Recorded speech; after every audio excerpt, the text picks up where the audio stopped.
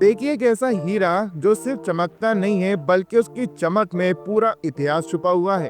और इसी एक हीरे को लेकर कई महाराजाओं में जंग हुई, कई सारे एम्पायर उठे और गिरे भी, और आज भी 21वीं सदी में उस हीरे का जिक्र होता है, और वो भी ब्रिटिश गवर्नमेंट से इंडियन गवर्नमेंट तक। जी हाँ, हम बात कर रहे हैं कोहिनूर की, जो कि दुनिया का सबसे मशहूर, कंट्रोवर्शियल और शायद सबसे ज्यादा डिजाइर्ड हीरा है। लेकिन आज 2025 में अचानक से कोहिनूर को वापस भारत लाने की बातें क्यों हो रही हैं?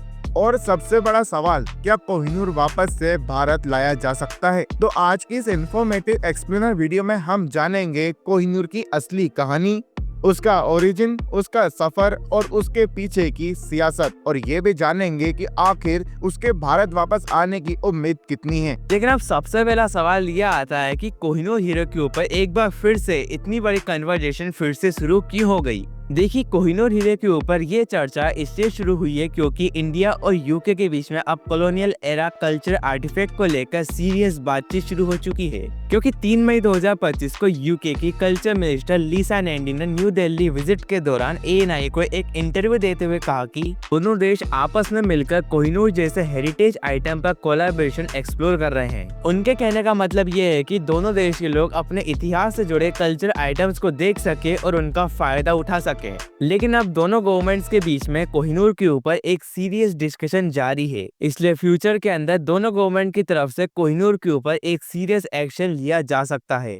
ये कोहिनूर दुनिया का सबसे बड़ा और सबसे कंट्रोवर्शियल डायमंड है। इसका वेट करीब 105 कैरेट है और ये पहले इससे भी बड़ा था। आज के टाइम पर ये कोहिनूर ब्रिटिश क्राउन ज्वेल्स का हिस्सा है और लंदन के टावर ऑफ लंदन के डिस्प्ले में रखा गया है। लेकिन सिर्फ इंडिया नहीं बल्कि पाकिस्तान, अफगानिस्तान जैसे देश भी इस कोहिनूर को अपना हिस्सा मानते हैं। लेकिन अगला सवाल यह आता है कि कोहिनूर हीरे की आखिर सबसे पहले खोज कहां पर हुई थी। देखिए, कोहिनूर हीरे का ओरिजिन कोलूर माइंस के अंदर हुआ था, जो आज के आंध्र प्रदेश के अंदर लोकेटेड है। लेकिन डायमंड का सबसे पहला वेरीफाइड रिकॉर्ड 1740s के अंदर मिला था, जब नेदर शाह ने दिल्ली को लूटकर मुगल पीकॉक थ्रोन से इसे चुराया था। लेकिन इस सब के बाद 1849 में सेकेंड एंग्लो सिख वॉर के बाद इस कोहिनूर को क्वीन विक्टोरिया को दे दिया गया, और उस टाइम के अंदर पंजाब ईस्ट इंडिया कंपनी का राज था। लेकिन जब भी इस कोहिनूर का नाम आता है तो लोग यही सोचते हैं कि इस कोहिनूर का असली मालिक इंडिया है,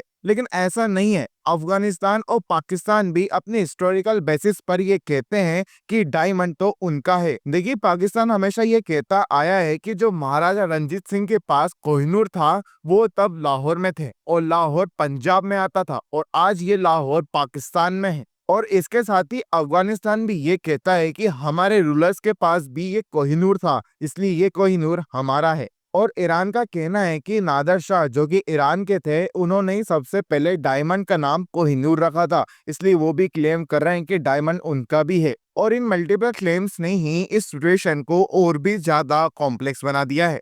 लेकिन इंडिपेंडेंस के बाद इंडिया ने 1950, 1970 और 2000 के अंदर मल्टीपल लेटर्स यूके को भेजे कोहिनूर को वापस लेने के लिए। लेकिन साल 2016 के अंदर मिनिस्ट्री ऑफ एक्सटर्नल अफेयर्स के स्पोक पर्सन एरिंडम बगची ने कहा था, इंडिया इस मुद्दे पर रेगुलर यूके के साथ डिस्कशन कर रहा है, लेकिन हम एक सेटिस्फैक्टरी सॉल्यूशन चाहते हैं। लेकिन सुप्रीम कोर्ट ने उसी साल ये कह दिया था कि कोहिनूर को एक गिफ्ट के तौर पर दिया गया था, इससे यूके से इसे फोर्सफुली लेना मुश्किल है।